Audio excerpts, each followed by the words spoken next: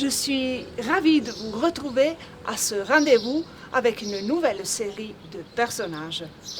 Comme dans notre première édition, nous allons voyager dans le temps à la découverte de personnages, d'hommes et de femmes qui, avec leurs émotions, avec leur vie exemplaire, ont fait que notre culture valdôtaine de nos jours soit aussi riche.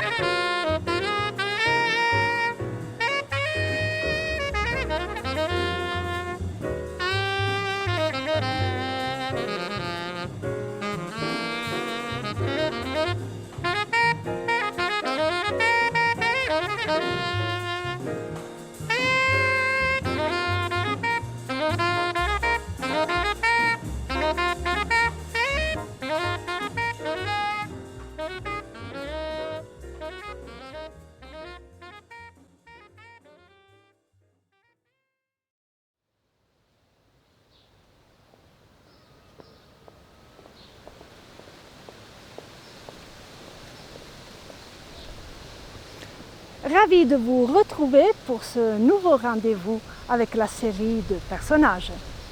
Aujourd'hui, Émeraude de Vaudan, une très belle femme aux tenues très élégantes, qui nous regarde de ses magnifiques yeux bleus du haut du premier étage d'une maison de la place Ronca. Le passant nonchalant ou bien le passant curieux ont peut-être envie de savoir de qui il s'agit. Nous ne savons pas grand-chose de cette femme parce qu'il s'agit d'une femme du début du XVIIe siècle, donc comme souvent, elles avaient un rôle un peu plus marginal par rapport aux hommes qui prenaient vraiment les décisions et qui passaient à l'histoire. Mais nous allons quand même vous tracer quelques lignes concernant la famille de Vaudan et sa famille par alliance, parce qu'elle sera l'épouse d'un Ronca. Donc la parole aux experts et bonne vision à tous.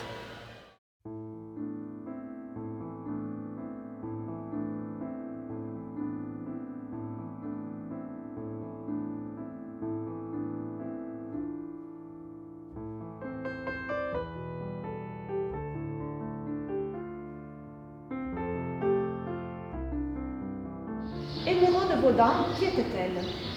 Émeraude de Vaudan fut une femme du XVIIe siècle valdotin qui, en 1629, devint l'épouse de Pierre Philibert Ronca, qui à l'époque était l'homme politique le plus important du duché d'Ost. Quelqu'un qui joua un rôle fondamental dans l'histoire valdotaine jusqu'à la mort dans les années 80 du siècle, donc pendant au moins une cinquantaine d'années.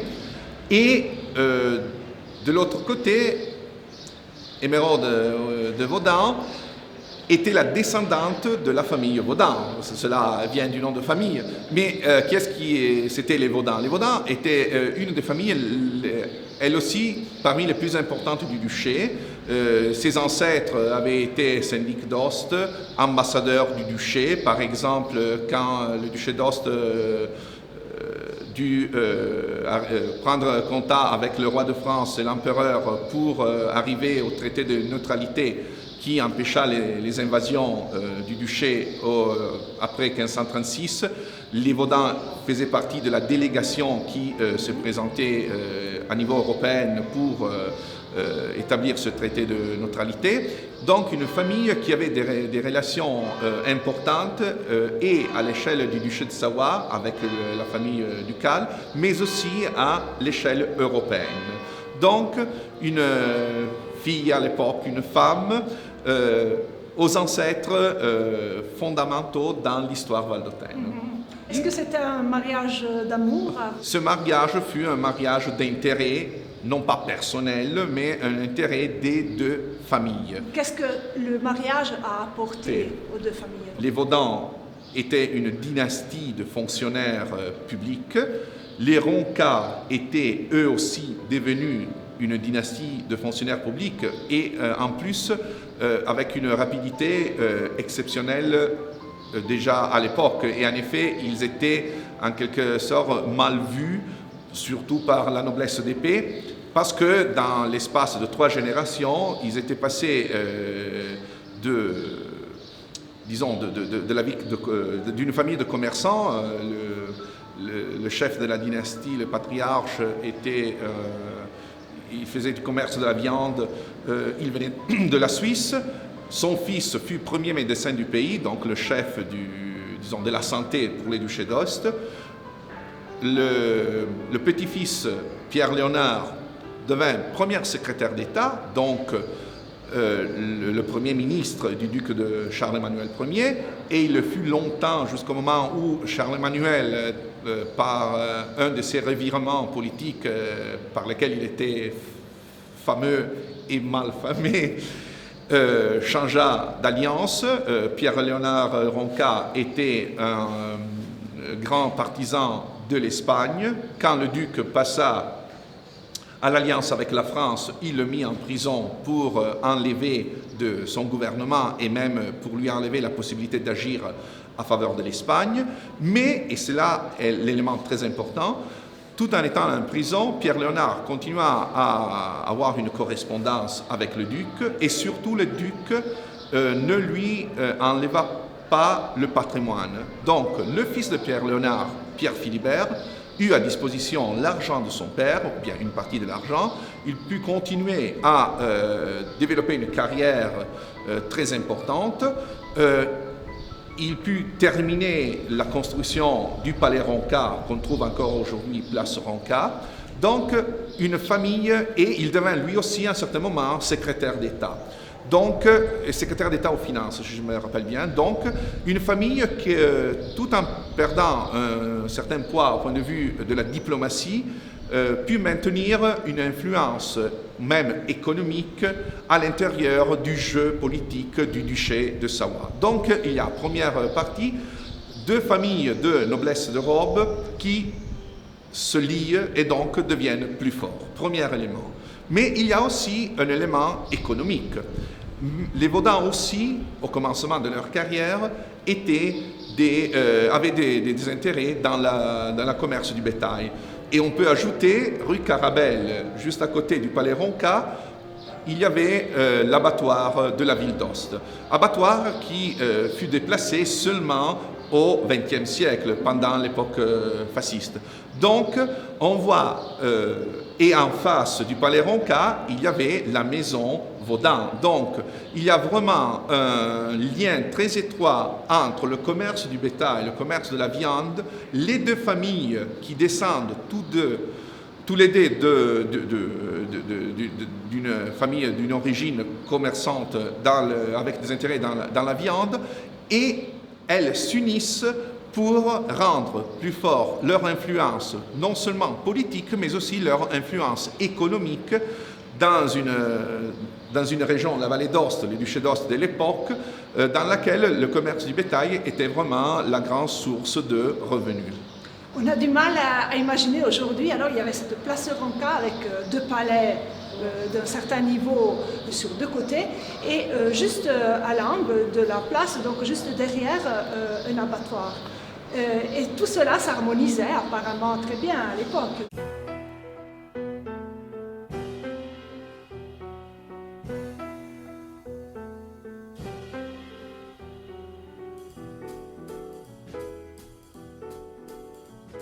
Bon, certainement, il faut aussi rappeler qu'au milieu de la rue, il y avait un rue au long duquel l'eau coulait tout le temps, sauf pendant l'hiver, quand il n'y avait pas d'eau à cause du froid. Et en effet, la présence de l'eau était fondamentale pour l'abattoir, parce que l'eau devait permettre de nettoyer l'abattoir. Donc, oui. Alors il y avait une rigole qui partait de la mer des Rives et qui traversait en diagonale la place. Oui, qui venait en bas jusqu'à la Croix de Ville, et qui avait fonction d'égout, parce que là aussi, seulement au XXe siècle, la ville d'Ost eut à nouveau des égouts après l'époque romaine. Cela nous dit comment était différente la vie dans le temps à partir du Moyen-Âge jusqu'à le siècle dernier. Oui. Et on arrive au troisième côté de la place Ronca. Alors, comme ça. Troisième côté de la place Ronca, aujourd'hui le musée d'archéologie. Avant une caserne, avant encore jusqu'à 1805, si je m'en souviens, jusqu'à la politique, la décision, l'arrêt de Napoléon de chasser tous les ordres monastiques, pas seulement de la vallée d'Aoste, mais en général de son empire, le monastère Sainte-Marie de la Visitation d'Aoste, premier monastère de la Visitation de ce côté des Alpes, donc disons côté italien. À l'époque, c'était côté piémontais peut-être, mais côté italien de l'ordre de la Visitation, un ordre qui existe encore aujourd'hui, dont la maison mère est à Neussy, et qui arriva à Ust en 1631, donc peu de temps après le mariage entre Émeraude et Pierre Philibert. Les moines visitandines auraient été présentes même avant, mais en 1630, il y eut la grande épidémie de peste, donc leur arrivée qui était prévue juste après le mariage et probablement était à l'intérieur des accords de ce mariage, le fait de financer leur arrivée dut être renvoyé d'une année à cause de l'épidémie. Et pourquoi à l'intérieur des accords de mariage? Parce que, disons, la grande patronesse des visitandines fut Cassandre Vaudan, ou bien Cassandre Fabry, mariée avec Gaspard de Vaudan, qui avait pris contact avec Jeanne de Chantal, la fondatrice de l'ordre, future sainte de l'Église catholique, et avait promis d'aider la création, la fondation du monastère à Ust. Et en effet, elle donna de son patrimoine, elle était veuve, de son patrimoine l'emplacement, ou bien l'argent avant, et après on arriva à trouver l'emplacement, et c'est un emplacement important comme vous l'avez rappelé, c'est-à-dire place Ronca était en quelque sorte sur les trois côtés propriété entre guillemets, ou quand même abriter des bâtiments qui étaient tous liés à cette alliance Ronca-Vaudan. Et cette femme, quel rôle elle a joué alors? Elle a porté le couvent. Elle a porté le couvent, elle a donné l'argent et surtout elle a joué un rôle, on peut dire, politique. C'est-à-dire elle avait envie de devenir elle aussi moine visitandine, mais elle ne put le faire qu'au moment de sa mort. Pourquoi? Parce que si elle devenait moine, elle aurait dû renoncer à l'administration de son patrimoine. Donc son patrimoine serait passé à sa fille et de sa fille à son beau-fils, donc à Pierre Philibert Ronca, que peut-être pouvait en faire un emploi différent. Lequel, il faut le dire, à un certain moment comprit l'importance même politique qui pouvait avoir un monastère, Ici, on devrait élargir un peu l'horizon. Pendant le siècle, le XVIIe siècle, il y a deux personnages fondamentaux en Vallée d'Aoste. Pierre Philibert Ronca d'un côté et l'évêque Albert Bailly. Les deux, Bailly était plutôt favorable à la France. Il était un grand partisan de Chrétienne de France, Madame Royale. Tandis que Pierre Philibert était plutôt partisan du côté favorable, disons, du parti espagnol à la cour du duc de Savoie. Donc les deux étaient, il y avait une rivalité personnelle, il y avait une rivalité politique, et tout cela se réfléchit dans une rivalité au point de vue religieux. Si l'évêque était le chef, disons, du diocèse, de l'autre côté, Ronca était le grand patron du monastère de la Visitation. Et le monastère avait un poids important. Donc, comme on le voit, il y a toujours un mélange entre les intérêts politiques et personnels et les intérêts économiques qui ont une retombée pas seulement à l'intérieur des familles, mais on peut le dire tranquillement, à niveau de la ville d'Aoste tout entière. Et la belle émeraude aux yeux verts, est-ce qu'on a d'autres informations sur sa vie?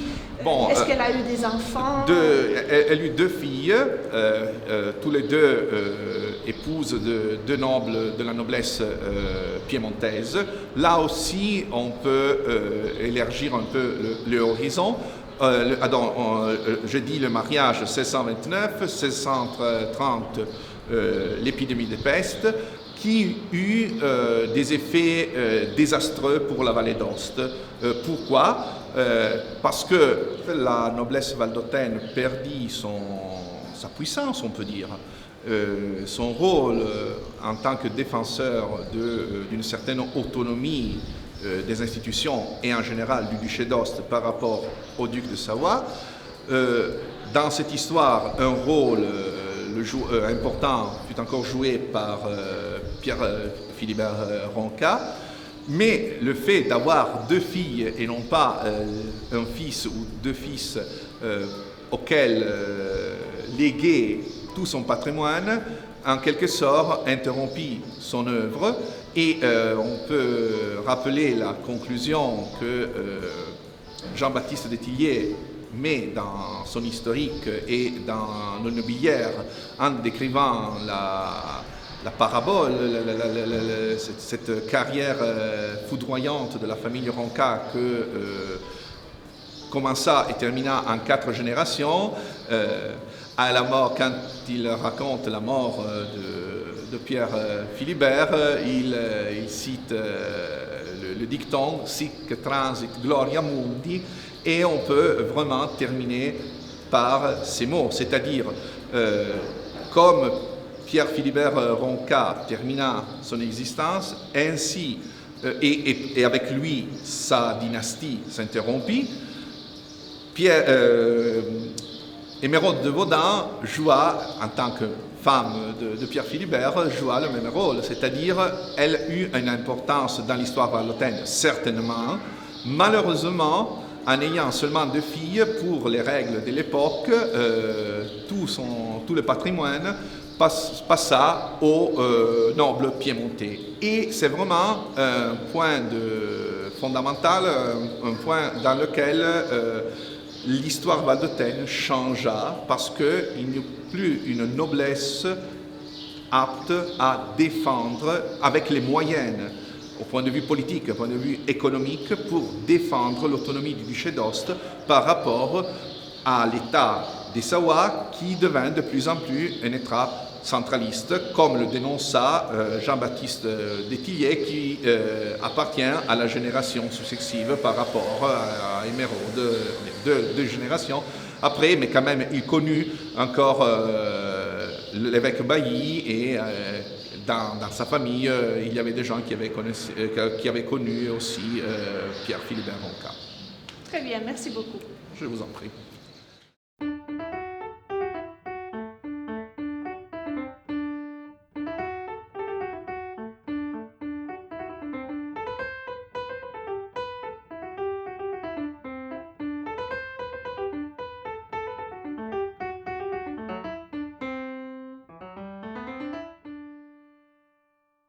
Emeraude de Vaudin non abbiamo tantissimi dati dal punto di vista proprio della persona, però abbiamo un bellissimo ritratto che è sotto gli occhi di tutti se prendiamo il tempo di alzare lo sguardo e di guardarlo passando in Piazza Roncas. Cosa possiamo dire di questa pittura? Emeraude o Emerensienne, come viene chiamata in tanti documenti, è un nome che apparteneva alla tradizione onomastica di Favre, la nonna paterna di Emeraude. Si chiamava così infatti una sorella della nonna, si chiamerà così una sorella del papà di Gaspard, papà della nostra Emeraude, e porterà questo nome anche una delle nipoti di Pierre Philibert e Emeraude. I due si sposano nell'ottobre 1629, lei aveva circa 18 anni, lui 26. In quel tempo in Valle d'Aosta infuriava la peste, però pare che i due giovani sposi non ne avessero patito molto. Si narra che nella sua qualità di signore della Valdigna, Pierre Philibert avesse autorizzato l'organizzazione di festini a Courmayeur e la celebrazione delle funzioni religiose, in barba ai decreti sanitari che allora come oggi proibivano gli assembramenti per cercare di circoscrivere il contagio. Per cui era intervenuto il Conseil des Commis per revocare i permessi e permettere tutta la comunità di Courmayeur in quarantena. La coppia faceva una vita molto brillante, del resto erano i nobili più importanti della Valle d'Aosta. Dopo la morte del padre lui aveva ereditato tutti i feudi del padre, il barone di Châtel-Argent, signore della Valdigne, di Gignot, di Sarre, di Chevalet, e poi attraverso la moglie, che era rimasta l'unica erede dei Vaudin, aveva incamerato anche il grande feudo di Cly. Facevano una vita brillante nelle loro residenze, il palazzo Ostano, il palazzo che avevano fatto costruire all'entrata del borgo di Chambave, nel feudo di Cly, e nel castello di Saint-Pierre che Pierre Philibert avrebbe fatto ampliare e ammodernare tra il 1660 e il 1670, trasformandolo, dice il Dutilleux, in una maison de délices, dove venivano date delle feste, dove venivano ospitati dei personaggi di alto rango. E c'è anche una stanza una chambre de Sainte-Emerensienne, che probabilmente era la camera della padrona di casa, dove c'era un quadro di Santa Emerenziana con il doppio stemma, e poi c'era un grande letto coperto di voile di seta bianco a quadretti aurore, che sarebbe una sorta di rosa aranciato e azzurro, e guarnito da petit ruban, da nastrini, una cosa molto, molto civettuola. Sì, poco austero, diciamo. Poco austero, assolutamente. Ma veniamo al ritratto.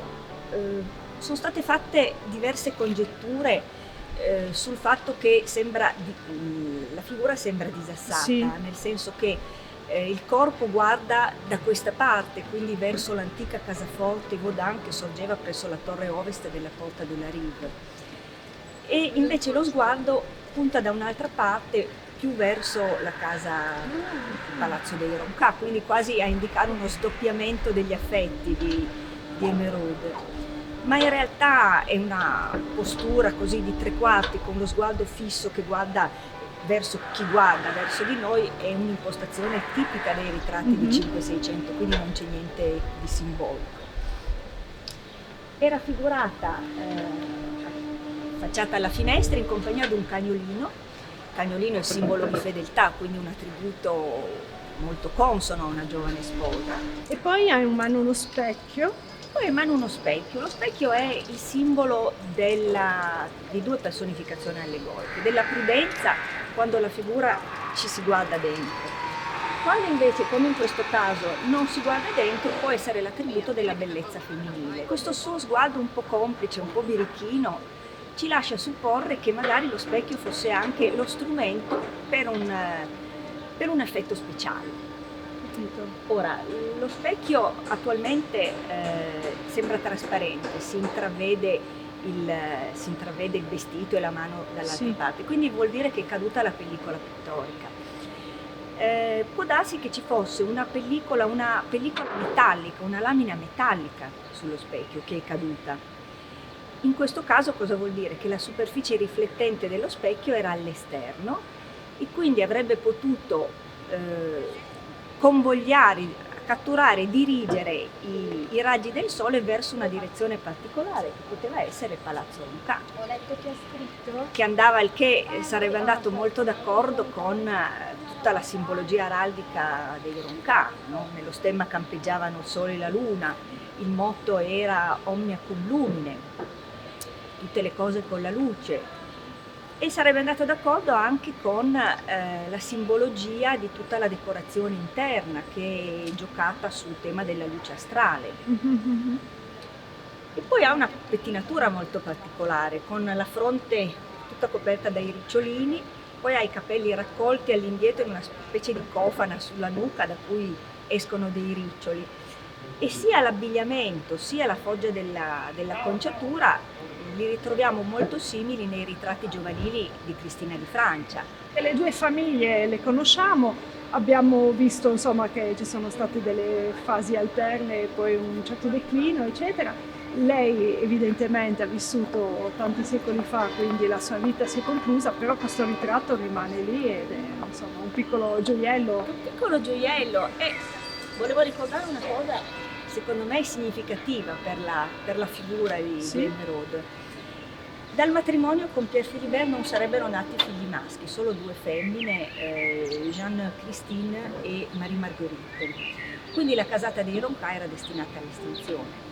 Anche la casata dei Baudin era destinata all'estinzione perché il fratello di Emeraude era morto quando era molto giovane, quindi lei era l'unica erede. Lei ci pensa e ci pone rimedio, infatti nel suo testamento stabilisce che Pierre Philibert, il cadetto dei nipoti figli di Marie-Marguerite, che in seconde nozze aveva sposato il marchese François Doncieux, stabilisce che Pierre Philibert avrebbe portato insieme col nome, lo stemma Doncieux, anche le armi e lo stemma dei Baudin, il nome dei Baudin. Questo mi sembra un bel segno di autocoscienza femminile. Era conscia di venire da una grande famiglia e voleva trasmettere qualcosa.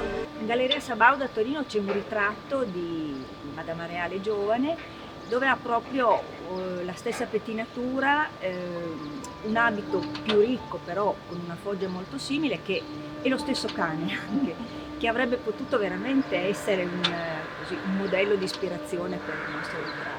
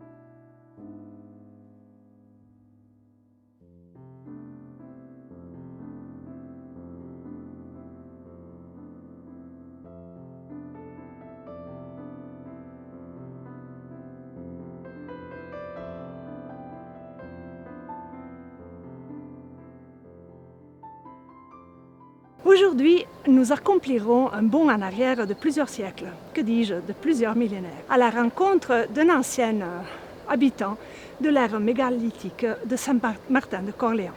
Comme il s'agit d'un ancien habitant de l'époque non historique, nous ne pouvons pas disposer de matériel écrit, évidemment, ni de témoignages directs, mais nous disposons d'une stèle parmi les plus intéressantes, les plus intrigantes qui a été découverte en Vallée d'Aoste. Nous allons ainsi découvrir que cette stèle n'est pas l'objet d'un culte funéraire, mais un objet qui est une sorte d'enseigne pour illustrer de son vivant la fonction sociale de ce personnage appartenant à une classe très élevée de la société de l'époque.